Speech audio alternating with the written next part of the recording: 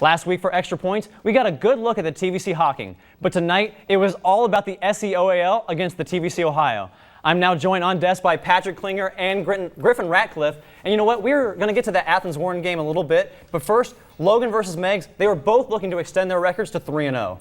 Yeah, Justin, we had a doozy of a game out there at Logan Chieftains Stadium tonight. Meigs took an early 14-0 lead in the first quarter, but let me tell you, all the excitement was saved for the final 5 minutes of the game. After a fourth down stop, Lane Little and the Chieftains offense took the field trailing by 3, and it's in moments like these where Coach Billy Burke can relax, knowing that he has a veteran bunch out there.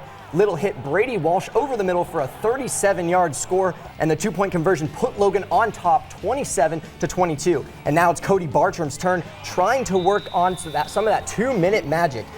They drove the ball all the way down the field, but it was the Chiefs' defense that stepped up when it really counted. Meigs failed to move the chains on fourth down once again, and it's the Chieftains that remain unbeaten in this one. So definitely a nail-biter. What is the outlook for these teams in the next few weeks coming up? Well, you know, following a momentous win like this and sitting at 3-0, Logan is, they're absolutely rolling right now. If they can just keep their focus into conference play, they're going to be just fine. But hey, Meigs can take some serious positives out of this game as well. First of all, they had control for the majority of this game, but they were one of the first teams that really slowed down that Chieftains high-powered offense, and also Cody Bartram had another great week, 20 for 27, 207 yards and a touchdown.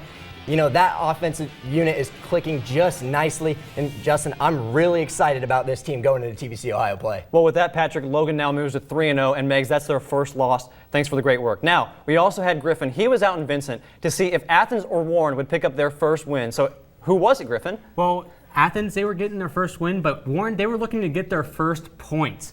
Now, the Athens Bulldogs came out carrying the American flag, and it must have sparked some patriotism because they started out hot. On their first 2 possessions, they were able to find the end zone both times. They were able to keep up the momentum, and by the end of the first half, they were up 47-0. Zakiah Saltzman, he was able to prove he can lead this Bulldog team, finishing with 223 yards. Now, we talked a lot about Athens, but what about the Warren Warriors? Well, the Warren Warriors, they committed way too many mistakes. In 2 of their first 3 drives, they fumbled the ball. It seems like they still have first game jitters, and in week 3, you cannot have that. But on a positive note, Warren does have running back Justice Johnson, and he was able to pick up some really good drives.